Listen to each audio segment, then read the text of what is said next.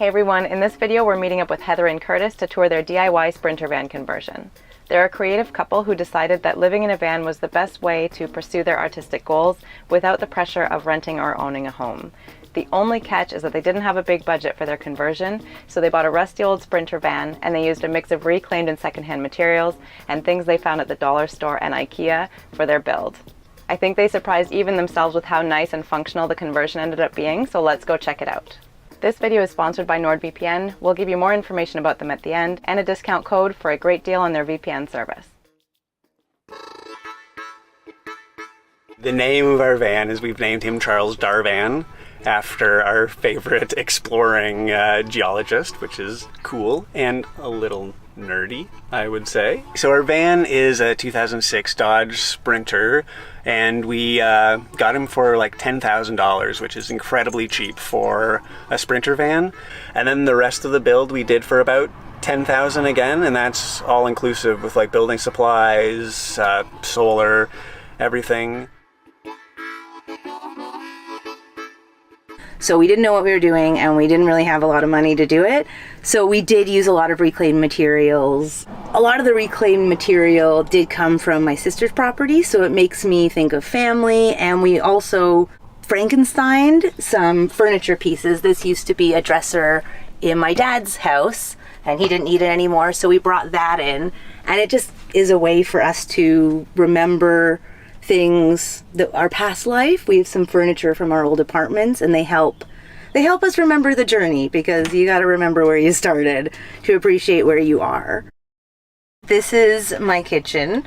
It is more counter space than I had in our bachelor apartment in the city, and Curtis and I worked in the food industry before, so we like to cook. We have like a rare oven to cook from and the top 2-burner stove. It runs off propane, and we keep our 5-pound propane tank under here.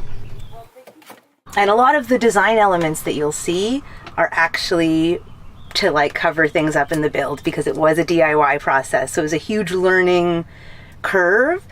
But some of those I think are our favorite things, like these support beams and this lovely magnet cupboard door which hides the kitty litter. We just use these jugs for drinking water and then we reuse them and replace them every few months. We've got a SureFlow 12-volt pump, and he lives under here with the water tanks. So we have 2 23-liter freshwater tanks and then 1 23-liter gray water, which means we just dump our gray water more often, and then it runs up into our trusty sink. The sink actually was pulled out of an old RV from one of those like reclaim shops, which we discovered doing the van build, and we got a couple of things from there. So pretty much everything in the van is either IKEA, dollar store, Value Village, reclaimed wood, or ripped out of an old RV. If you've got any kind of like reclaimed furniture stores near you, super cheap and easy, because then we didn't have to make drawers. One of the big things that we debated going in and kind of freaked out about was our fridge, because people go with coolers and that really wasn't going to work for us, because it's like either you're using ice or it's not cold enough, and we had hoped to have a freezer. And then we didn't have the money for like a Dometic or like the really nice legit fridges that are 12 volt. But we found this. It was an eco-friendly fridge from just a Best Buy store for 88 Canadian dollars, which is cheaper than any of the bar fridges. And then everything gets hooked. We did place it on a bit of foam because it's got a compressor in it, so I think sometimes that can vibrate, but it's been fine for us, and having a bigger fridge and having it be really cheap was really nice too.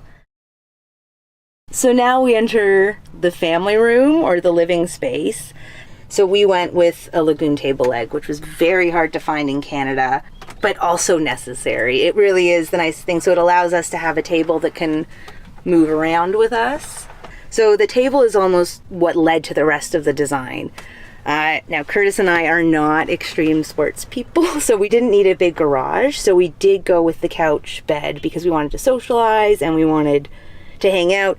So we basically have the L-shaped setup that you see sometimes, so that you can like really curl up, and actually both of us can like lay down in various different seating positions.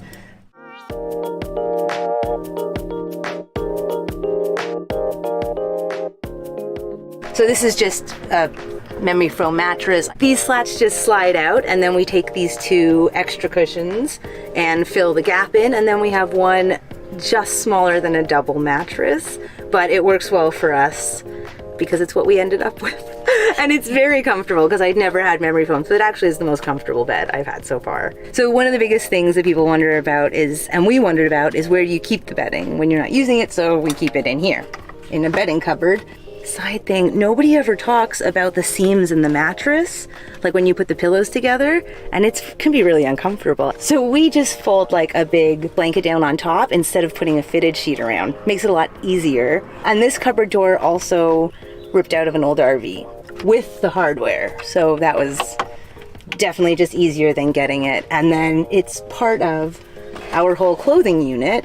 This actually was easier than I thought it was going to be, downsizing, and Curtis and I have the same amount of space. So this is my side, and actually this is another one of those, like, just using what we had to secure things, like whatever worked. There you go. And then this actually is an IKEA piece that we had that we built into the van. So again, anywhere we could avoid making a drawer or actually building a thing, we did. We just used something pre-made. Can I? Okay. This is Rain. She's the van cat. She guards it in her way.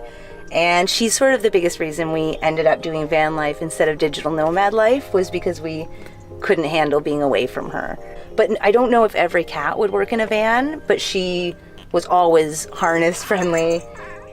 So we have thermostats for both cold and hot. So if it's winter, we can leave the diesel heater on safely without having to worry about her. And then in the summer, the fan actually has a thermostat too, which is supposed to keep it at room temperature. So in both conditions, she's looked after. And then we have like a little cooling mat, and we always leave her water out. So for heat, which is especially important in the winter, we have a diesel heater. Now, when we were building, budget was very important to us, so we wanted to keep our cost as low as possible. So we actually got like one of like the Chinese knockoff heaters that you can find on Amazon, and it actually works really good. It's a little noisier, I think, than the Aspires that we've seen, but like it hooks directly into our diesel tank. So we don't have to worry about fuel or anything. Just the instructions were like very poorly translated, but other than that, it works fine. It has a little thermostat back in the back that we can control it to a fair degree. Okay, this is our bathroom. We have this nice door, which we built ourselves, and it's actually very, very crooked, but it works. But we just have a little Camco cassette toilet in there. And it works pretty good. I'm not gonna lie and say that it doesn't smell sometimes, but you have to be like really close, and like it's after you just used it. So most of the time when it's in there away, it's in there away, and you don't even know that it's in there. And the two parts just come together, and you just have to dump the bottom part and just keep the top part filled with water. But then when we use it, we have this, which goes across to there, and gives us a little bit of privacy. We still know what we're doing in here, but it's private enough. And it was one of those decisions that when we were thinking about van life and watching all of the videos, it was every time that somebody didn't have a bathroom, it kind of just made us think, be like, well, what do they do? Do they always have to go to a Walmart or a Tim Hortons to use the bathroom? And it was something that was very important to us. So this comes out, this is all filled with fresh water in here, and then this just pivots out, and I can just pour it either into an open septic tank, which we've been lucky because our in-laws have a septic tank with it, just open a door and pour it in, or into like a pit toilet or a porta potty. For our energy, we have 4 100-watt panels on the roof that we got from a company called Grape Solar out of Oregon. And they've been really good with like customer service, but the whole kit came with the panels, an inverter, and a charge controller. Then the entire system goes down to these, and they're a 250 amp hour like packaged together. And it's very, very overpowered for our needs. And we also hook up to our alternator. So we also charge when we're driving. So we could do a lot more with the system for sure. And then we also have these windows, which were actually a really important part because we have one fan, but we didn't have any ventilation coming in through the back, so we knew we needed to put something that opened back here just to suck the air in. So these were actually ripped out of an old RV, and they really are great. They open and close, and they make it seem like a retro RV. They are definitely not Sprinter windows. Another thing I really enjoy that was a late addition is like the one feature wall of our van. So the criteria is it has to be special to us and be able to hang. This is a piece of my artwork. Then also we've got things from nature, things from family. So we've just got little pieces that kind of show us and show what matters to us and the people that matter to us.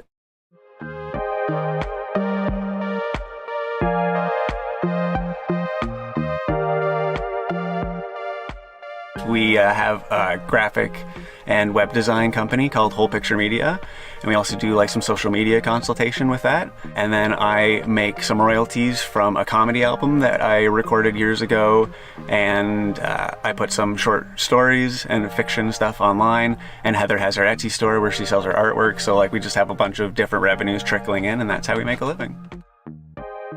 What had driven us to search for a different way of life is that Curtis and I are artists, and we were performers in comedy mostly, and I painted and Curtis writes, and we were working in hospitality, so we were already not doing our passion job. So we just started budgeting and started downsizing, and eventually realized that we love to travel, we love to be creative, we needed to change things up. So this lifestyle allows us the time to focus on what we want to do, which not everybody gets a chance to do. And we're very thankful to even have the opportunity to think about that, because that's something we've seen on our travels. It's a luxury to say, I'm going to leave my job. Fortunately, being in the hospitality industry, we can always pick something up if we have to, but knock on wood, we've been like 1 year of employed by ourselves, and it's going well, still here.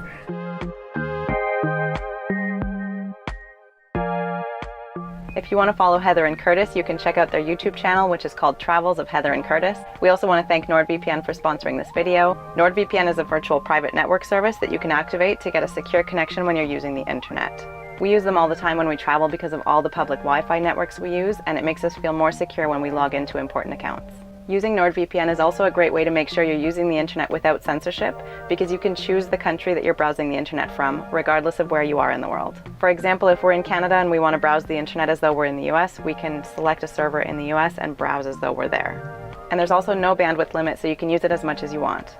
If this sounds like something that might be helpful for you, NordVPN is offering our audience 75% off a 3-year plan, which ends up being just $2.99 a month. To get the deal, you can go to nordvpn.com/exploringalternatives and use our Exploring Alternatives discount code to get an extra month free. So again, you can get 75% off when you go to nordvpn.com/exploringalternatives and use the Exploring Alternatives discount code to get an extra month free. We'll put all of this in the video description below if you want to check it out. Thanks so much for watching, and we'll see you next time.